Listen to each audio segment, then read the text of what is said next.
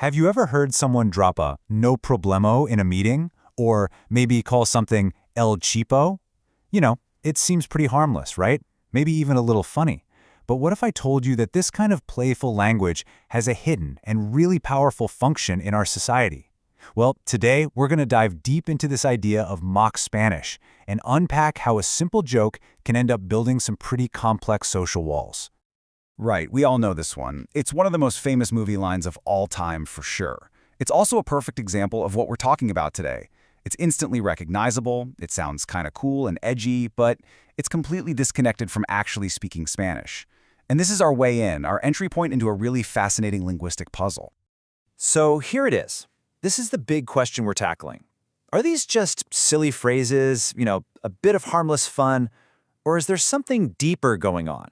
A kind of hidden social force that's shaping how we all interact, and really, who gets to feel like they belong in public spaces? Let's dig in. Okay, so to get to the bottom of this whole thing, we first need to be crystal clear about what we are and what we are not talking about. This isn't about people who are genuinely trying to learn Spanish, and it's not about bilingual speakers who code switch. Nope, this is something much more specific. So here's the formal definition, which comes from the work of linguist Jane H. Hill. Mock Spanish is a simulation.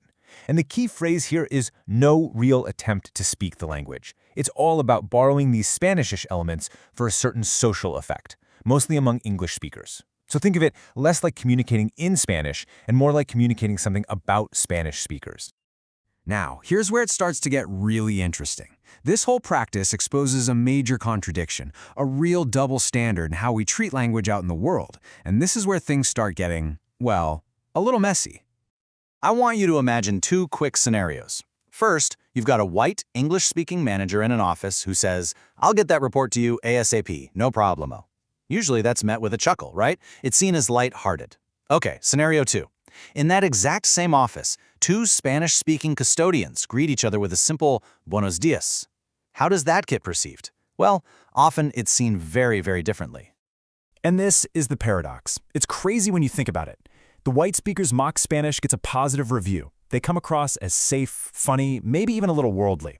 But when native speakers use authentic Spanish in a place where English is seen as the norm, it can be judged negatively, as unprofessional, disruptive, or sometimes even as threatening.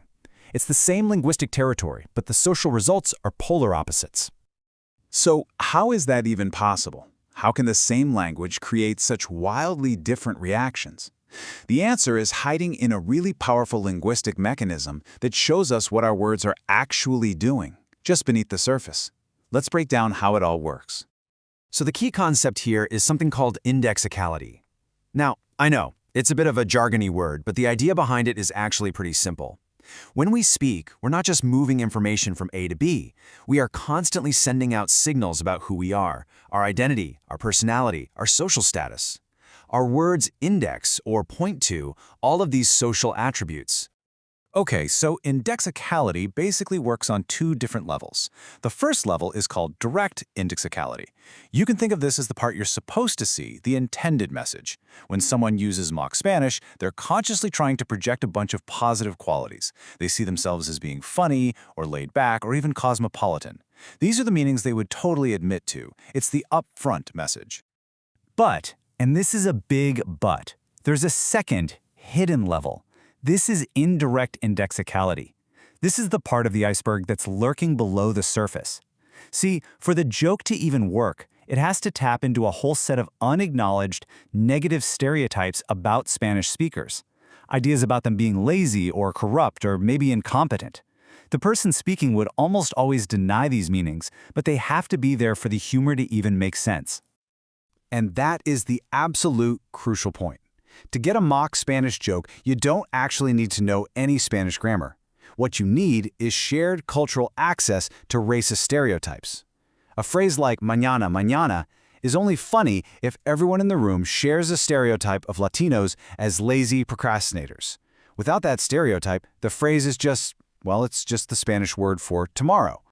So now, let's take this linguistic mechanism and plug it into the real world. Because this double standard doesn't just exist in our heads or in our conversations. It actively shapes our social environment, and it plays a huge role in determining who feels welcome and who doesn't. You know, in American society, not all cultural differences are treated equally, not even close. Some groups, take Italian Americans for example, are what we call ethnified. Their differences, like food or a little language flair or music, are seen as positive cultural additions. But other groups, like Latinos, are racialized.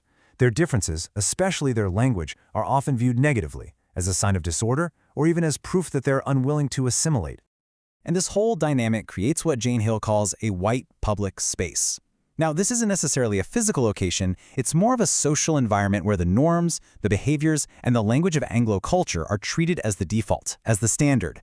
And in this space, a white person using mock Spanish is just being playful, but a Latino person speaking actual Spanish can be seen as stepping out of line. It subtly polices the boundaries of who belongs. Okay, let's bring this all home. Why is this seemingly tiny little act of joking so powerful and so persistent? Why does it matter so much? This right here gets to the real genius and the real danger of covert racism. Because mock Spanish hides under the cover of humor, it gives the speaker total plausible deniability. If you call them on it, they can always just say, "Whoa, relax, I was just joking." And this is what allows these really negative stereotypes to get passed around in so-called polite spaces, places like universities, the media, or workplaces, where overt racism would never be tolerated. And what this all leads to, really, is a powerful feedback loop. Our social reality, with all of its existing hierarchies, it shapes our everyday, habitual ways of speaking. But then, and this is the key, those very speech habits, the casual jokes, the phrases that seem so harmless, they don't just reflect the world. They actively help build and legitimize that social reality, reinforcing the very hierarchies that created them in the first place. So, in the end, we're left with this really powerful conclusion from Jane Hill's research. Mock Spanish isn't just a bad joke or something in poor taste. It's a functional tool that subtly but very effectively marginalizes Spanish speakers and props up a social order where Anglo norms stay on top.